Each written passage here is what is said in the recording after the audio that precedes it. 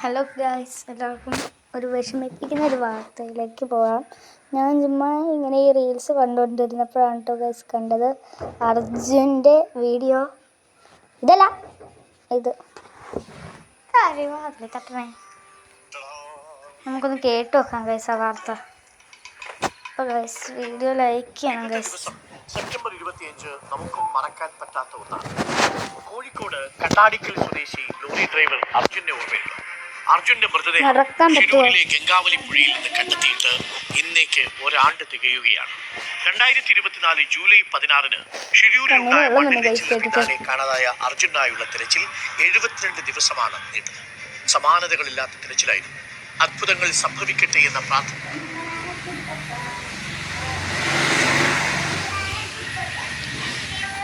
എല്ലാം വിഫലമാക്കുന്നുണ്ട്. അർജുന്റെ മൃതദേഹ ഭാഗങ്ങൾ 2024 സെപ്റ്റംബർ മാസം 25 കണ്ടെത്തി. മലയാളികൾക്ക് ഇന്നും അർജുൻ ഒരു നൊമ്പരമാണ്. ആ അമ്മയ്ക്ക് മറക്കാൻ പറ്റില്ല ഗൈസ് അത് അർജുന്റെ ആ വീഡിയോസ് വരെ ഗൈസ്. മണി ചവിട്ടരുതെന്ന് പറഞ്ഞിട്ടേ അറിയാണ്ട്. ഈ സങ്കട കാഴ്ച ഇന്നും നമ്മുടെ ഉള്ളിലേക്കും.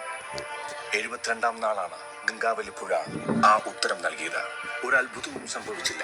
നീണ്ട കാത്തിരിപ്പിനും കഠിന പ്രയത്നത്തിനും ഒടുക്കം ഗംഗാവലിയുടെ ആഴപ്പരപ്പിൽ നിന്ന് ഉയർത്തിയെടുത്ത തകർന്നമർന്ന ലോറിയിൽ നിന്ന് അർജുനെ മറക്കാൻ പറ്റില്ല തിരിച്ചു കിട്ടി. ഈ പുറത്തേക്ക് നമ്മളിങ്ങനെ ഓരോരോ സ്ഥലത്തേക്കൊക്കെ പോകുമ്പോൾ ഈ ലോറികളിൽ ഇത് കൂട്ട് അർജുൻ്റെ ആ വെള്ള ലോറിയില്ലേ, അത് കൂട്ട് ലോറികളൊക്കെ കാണുമ്പോൾ അർജുന് ഗൈസ് പെട്ടെന്ന് ഓർമ്മ വരും ഗൈസ്, ഫീലാകുക, വിഷമം വരും ഗൈസ്. അർജുൻ്റെ ഓർമ്മയാണ് കേട്ടോ ഗൈസ് വിഷമിപ്പിക്കുന്ന കാര്യം. ബാക്കി കേൾക്കാം.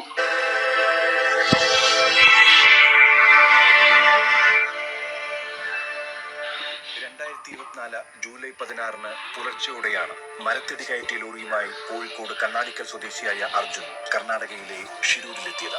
8:30 ഷിരൂർ കുന്നിടിഞ്ഞ അർജുനും ലോറിയും കാണാമറയത്തേക്ക് മറഞ്ഞു.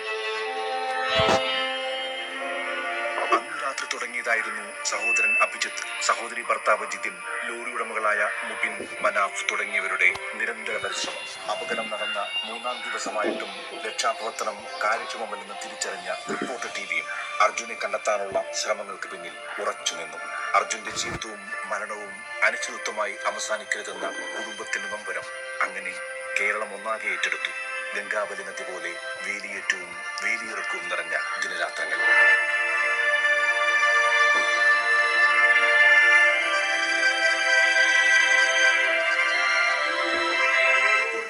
2024 സെപ്റ്റംബർ 25 പുഴയിലെ മണ്ണു നീക്കിയുള്ള പരിശോധനയിൽ കരയിൽ നിന്നും 60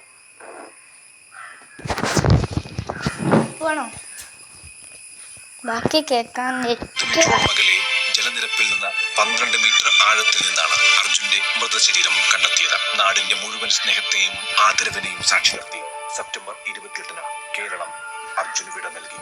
സർവ്വലോക മലയാളികളുടെ മനസ്സിൽ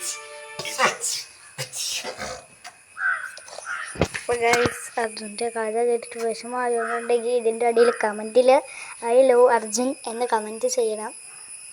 അപ്പോൾ ഗൈസ് എല്ലാവർക്കും ഇത് കൂട്ട് അടുത്ത ഒരു വാർത്തയുമായിട്ട് നമുക്ക് തിരിച്ചു വരാം.